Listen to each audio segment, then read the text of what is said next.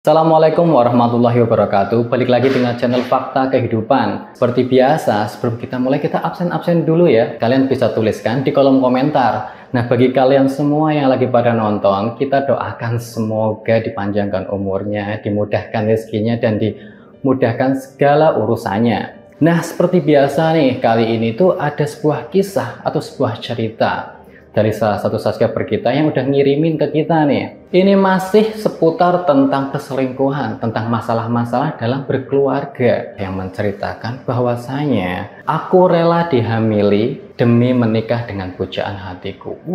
Ini kisahnya itu sangat menarik sekali nih. Nggak usah lama-lama lagi, kita masuk ke ceritanya.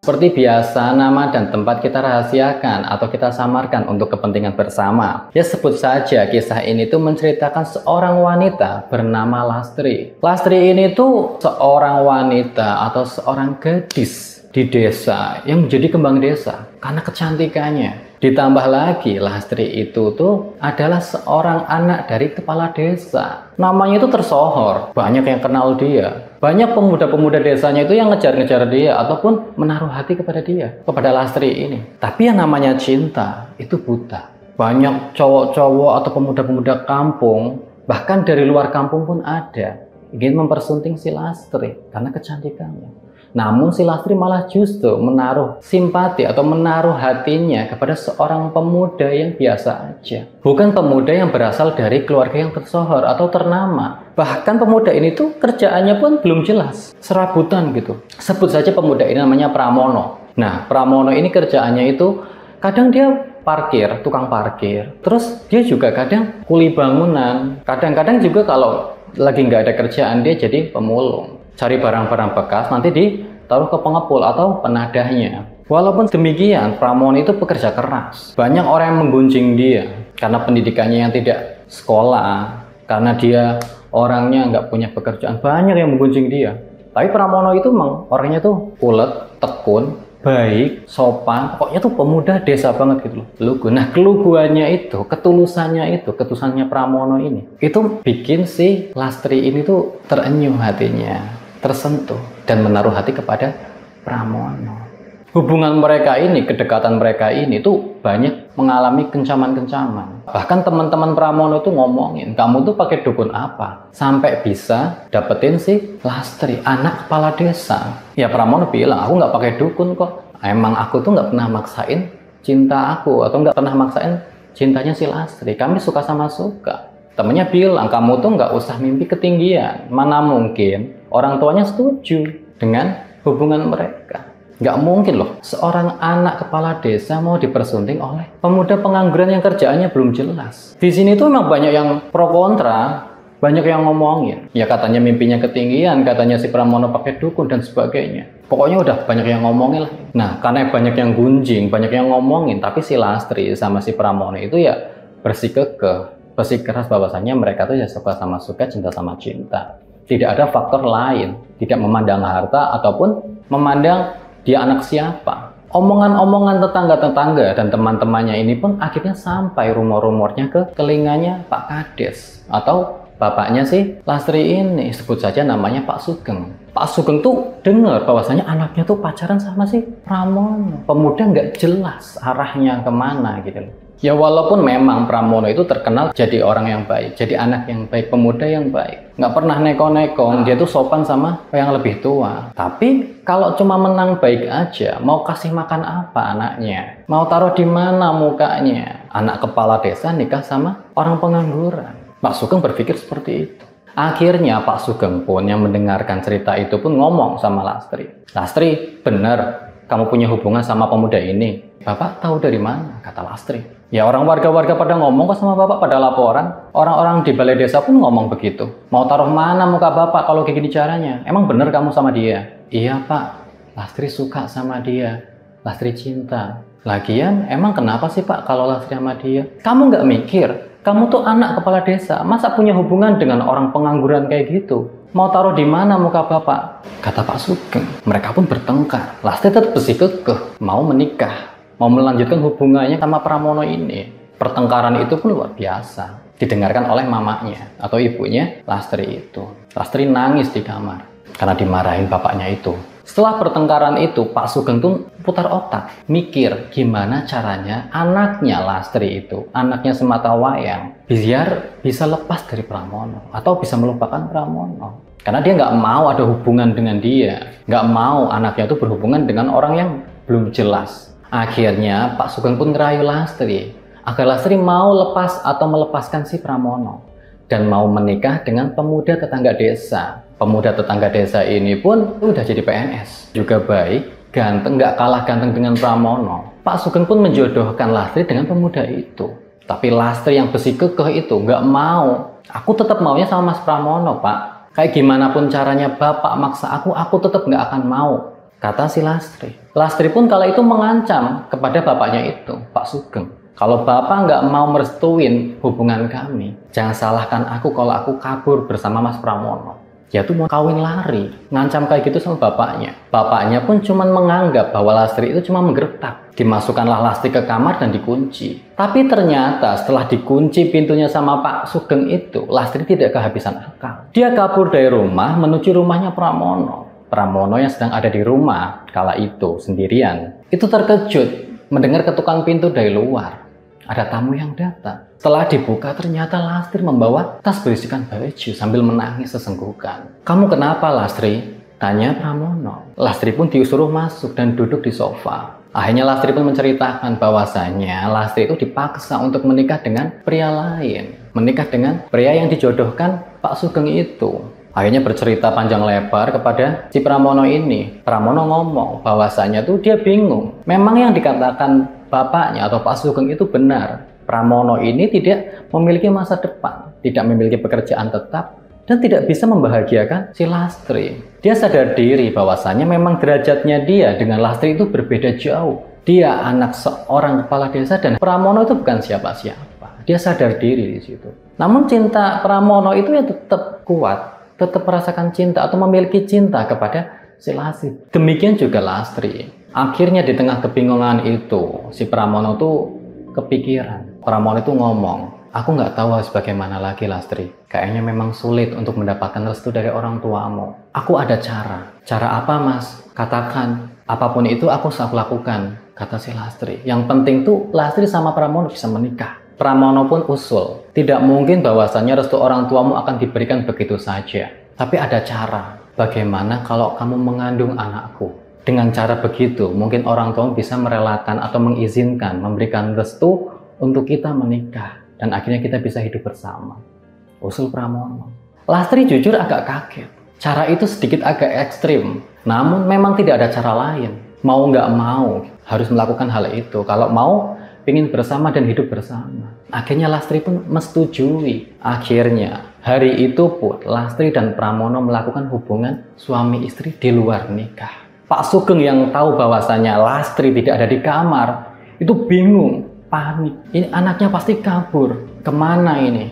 Pikir Pak Sugeng. Pak Sugeng lalu memanggil beberapa pemuda desa atau pemuda yang bekerja di kantor desa untuk ke rumahnya. Di depan orang-orang kepercayaannya itu, Pak Sugeng itu memberikan perintah. "Anak saya hilang hari ini. Saya yakin anakku Lastri pasti ke rumah Pramono. Cari dia dan berikan pelajaran bagi si Pramono itu," kata Pak Sugeng marah. Mereka berencana untuk memukuli si Pramono apabila memang ketahuan menyembunyikan si Lastri. Akhirnya mereka keluar dari rumah Pak Sugeng itu. Belum keluar jauh dari rumahnya Pak Sugeng, belum keluar gerbang, tiba-tiba si Pramono bersama Lastri pun datang. Pak Sugeng bingung, kok mereka pulang? Ada apa ini? Kejadian ini disaksikan oleh orang tuanya atau ibunya si Lastri ini. Ia langsung memeluk Lastri. Dia takut, khawatir dengan si Lastri itu. Dibawa masuklah Lastri. "Ternyata kamu yang nyulik anak saya," kata Pak Sugeng. "Enggak, Pak, enggak. Saya bisa jelasin ini semua kok." "Enggak usah jelasin. Semua udah tertera, udah kelihatan semua. Kamu nggak usah deket-deketin anak saya lagi.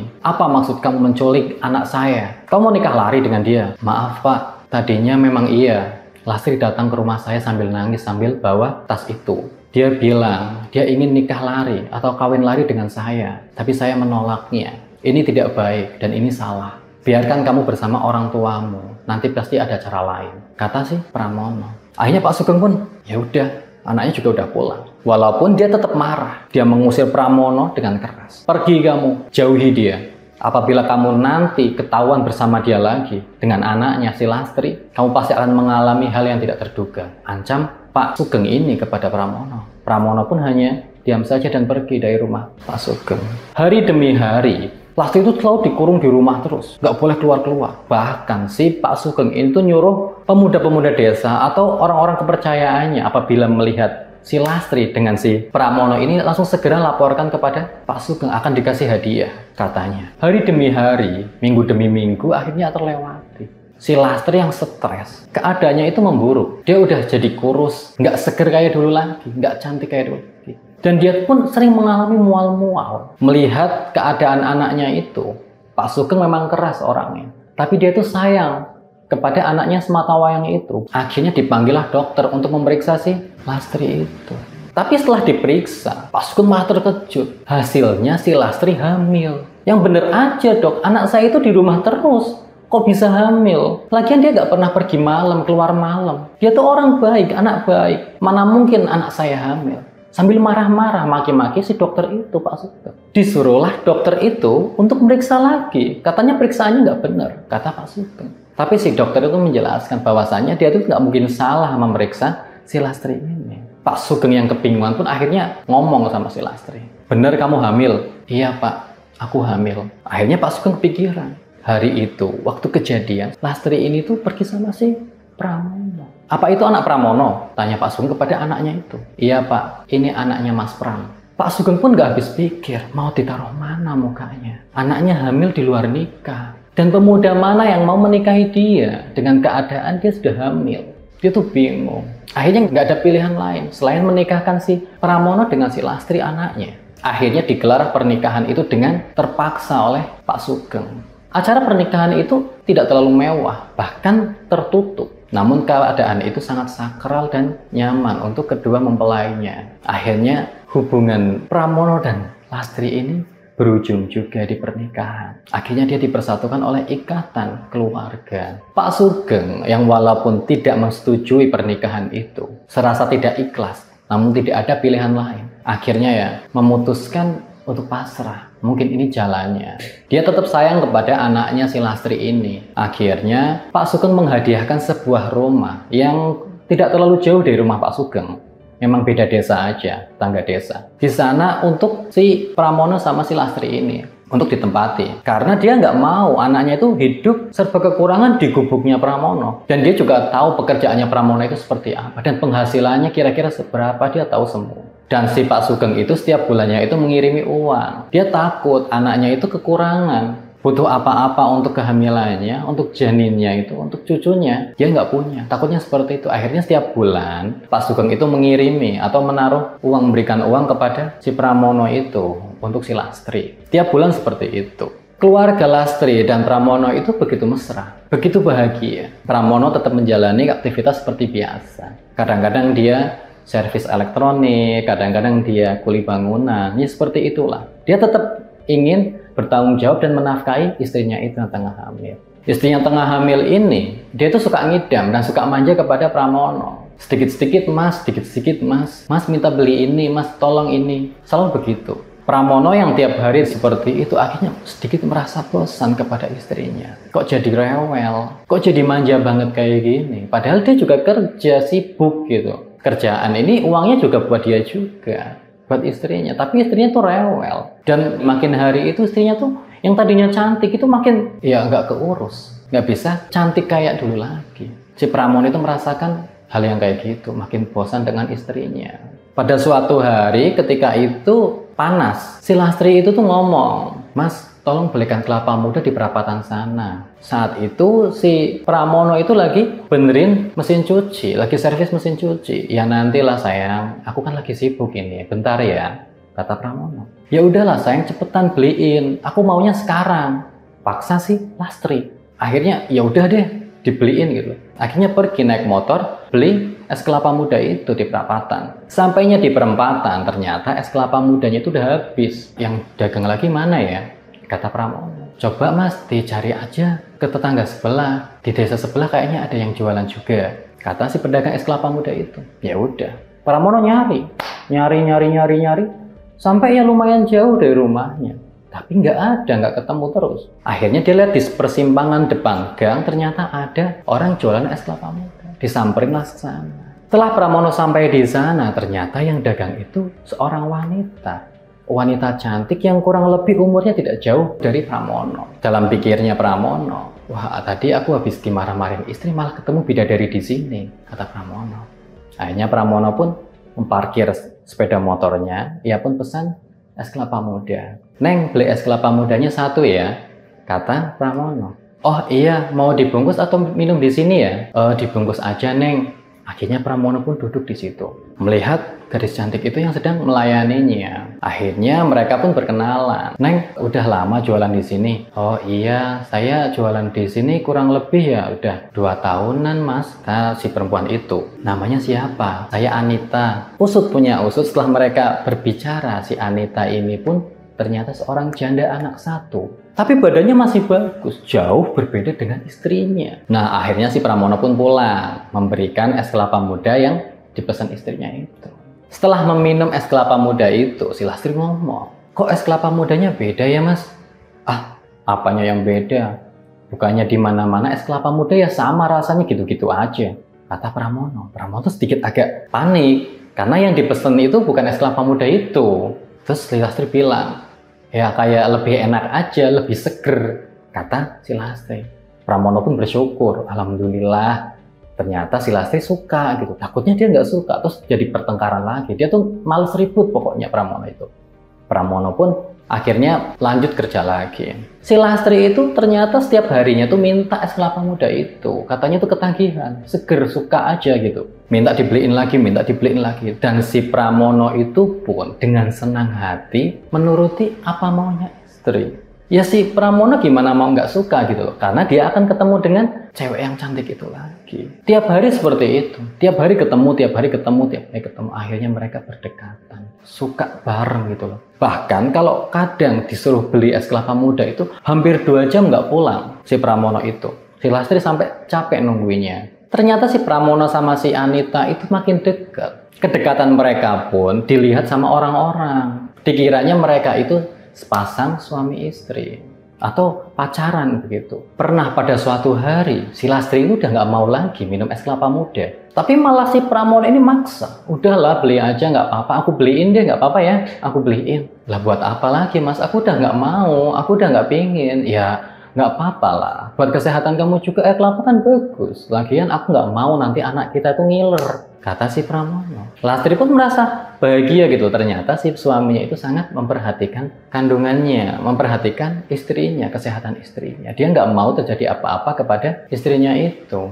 Ya udah deh, beliin nggak apa-apa. Namun hari demi hari itu malah gelagatnya itu makin berbeda si Pramono itu. Makin kadang kok disuruh beli itu pulangnya lama, alasannya antri, alasannya tadi beli bensin dulu, lama pokoknya itu. Bahkan pernah disuruh itu dari jam 10 pagi, pulangnya tuh jam 5 sore. Sampai dia tuh nggak makan siang.